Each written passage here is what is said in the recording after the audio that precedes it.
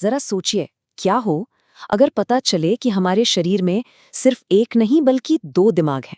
एक ऐसा दिमाग जो हमारे मूड, हमारी सोच और हमारी सेहत को चुपचाप कंट्रोल करता है। आज हम इसी छिपे हुए कम्युनिकेशन सिस्टम के रहस्यों से पर्दा उठाने वाले हैं। डॉक्टर इमरीन मेयर की ये बात सीधी और गहरी है। ये हमारी आज की पूरी चर्चा का सार है। ये हमें बताता है कि हमारा पेट सिर्फ खाना पचाने की मशीन नहीं है, ये तो हमारे दिमाग से लगातार नॉन स्टॉप बातें करता रहता है। चलिए इस रिश्ते को और गहराई से समझते हैं। तो आखिर ये दूसरा दिमाग है क्या? हमारे पहले सेक्शन में हम इसी की पड़ताल करेंगे, आंत का दूसरा दिमाग। देखिए, ये कोई मजेदार ख्याल भर नहीं है, बल्कि ये मॉडर्न मेडिसिन में एक क्रांति की तरह है, जो हमारी सेहत को देखने का नजरिया ही बदल रहा है। 10 करोड़, ये कोई छोटा मोटा नंबर नहीं है। जरा सोचिए, हमारी आंतों में उतने ही न्यूरॉन्स हैं जितने हमारी पूरी रीढ़ की हड्डी में होते हैं। इसका मतलब साफ है, ये सिर्फ एक पाचन तंत्र नहीं, बल्कि एक बहुत ही कॉम्प्लेक्स और पावरफुल नर्वस सिस्टम है, जो अपने आप में एक दिमाग की तरह काम करता है। वैज्ञानिक भाषा में इस दूसरे दिमाग को कहते हैं एंटेरिक नर्वस सिस्टम, या शॉर्ट में कहें तो ENS। और पता है इसकी सबसे हैरान करने वाली बात क्या है? ये एक स्वतंत्र नेटवर्क है। मतलब ये हमारे सिर वाले दिमाग के बिना भी अपने बहुत से फैसले खुद ले सकता है। तो ठीक है, हमारे शरीर में 2 दिमाग हैं, ये तो समझ आ गया। पर सवाल ये है कि ये आपस में बात कैसे करते हैं? चलिए अब दूसरे सेक्शन में इस गुप्त बातचीत के तरीकों को ही समझते हैं। देखिए, ये बातचीत कोई वन वे ट्रैफिक नहीं है। जैसा कि आप देख सकते हैं, ये एक 2 वे स्ट्रीट है। एक तरफ आंत हमारे दिमाग को हार्मोन्स और न्यूरोट्रांसमीटर्स के जरिए सिग्नल भेजती है, तो वहीं दूसरी तरफ हमारा दिमाग तनाव और भावनाओं के जरिए हमारी आंत की सेहत पर सीधा असर डालता है। और इस 2 वे बातचीत का मेन हाईवे कौन सा है? वो है वेगस नर्व।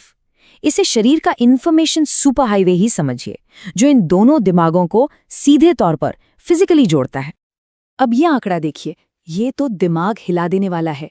सेरोटोनिन, जिसे हम हैप्पी हार्मोन भी कहते हैं, उसका 95% हिस्सा हमारी आंत में बनता है, सिर्फ 5% दिमाग में। मतलब हमारी खुशी का रिमोट कंट्रोल काफी हद तक हमारी आंत के पास है। लेकिन इस बातचीत में एक और बहुत बड़ा खिलाड़ी है, हमारा माइक्रोबायोम। ये हमारी आंत में रहने वाले खरबों छोटे छोटे जीव हैं, और ये सिर्फ खाना नहीं पचाते, बल्कि हमारे लिए ज़रूरी न्यूरोट्रांसमीटर बनाते हैं, हमारी इम्यूनिटी को कंट्रोल करते हैं और सीधे सीधे हमारे मूड और सोचने की ताकत पर भी असर डालते हैं। लेकिन क्या होता है जब ये कम्युनिकेशन लाइन टूट जाती है, जब ये पूरा सिस्टम गड़बड़ा जाता है? असल समस्या तो यहीं से शुरू होती है। ये टेबल समस्या को बिल्कुल साफ साफ बता रही है। अगर आंत में लंबे समय तक सूजन है तो मूड खराब रहेगा, ब्रेन फॉग होगा। लीकी गट की समस्या है तो शरीर लगातार तनाव में रहेगा। और अगर अच्छे बैक्टीरिया की कमी हो जाए तो इसका सीधा कनेक्शन चिंता और डिप्रेशन से देखा गया है। और यहीं से एक ऐसा खतरनाक चक्कर शुरू होता है, एक विशियस साइकिल, जिससे निकलना बहुत मुश्किल हो जाता है। तनाव हमारी आंत को नुकसान पहुंचाता है, और एक खराब आंत तनाव को झेलने की हमारी क्षमता को और भी कम कर देती है। साइंस की भाषा में इस गड़बड़ी को, इस असंतुलन को एक नाम दिया गया है, डिसबायोसिस। ये वो हालत है जब हमारी आंत में अच्छे और बुरे बैक्टीरिया का बैलेंस बिगड़ जाता है, और इसके नतीजे मानसिक स्वास्थ्य के लिए काफी गंभीर हो सकते हैं। तो सवाल यह है कि क्या हम इस चक्कर को तोड़ सकते हैं? और अच्छी खबर यह है कि हाँ, बिल्कुल तोड़ सकते हैं। अब हम समस्या से समाधान की ओर बढ़ते हैं। चलिए उन ठोस कदमों को देखते हैं जिनसे इस कनेक्शन को फिर से मजबूत किया जा सकता है। और इसकी शुरुआत होती है हमारी खाने की प्लेट से। ये स्लाइड एक आसान सी गाइड है।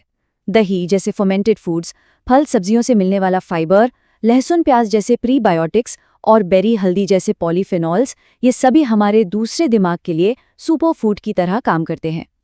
डॉक्टर मेयर ने इसे बहुत ही आसान 3 स्टेप्स में समझाया है। पहला, खाने पीने की नींव मजबूत करें। दूसरा, तनाव को मैनेज करना सीखें।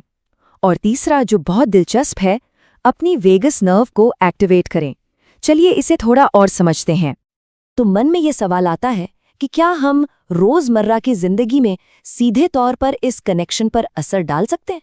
क्या कुछ आसान तरीके हैं? जवाब है हाँ, और तरीके इतने आसान हैं कि सुनकर हैरानी होगी। बस गहरी और धीमी सांसें लेना, ध्यान करना, गाना या गुनगुनाना, या फिर नहाते वक्त आखिर में कुछ सेकंड के लिए ठंडा पानी डालना। ये छोटी छोटी आदतें भी हमारी वेगस नर्व को एक्टिवेट कर सकती हैं, जिससे तनाव और सूजन में तुरंत कमी आती है।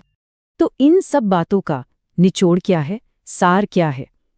देखिए, ये सिर्फ कुछ हेल्थ टिप्स नहीं हैं।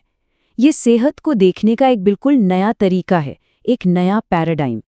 सबसे ज़रूरी बात जो हमें याद रखनी है वो ये है कि हमारी आंत और हमारा दिमाग अलग अलग नहीं है, वो एक ही सिस्टम है।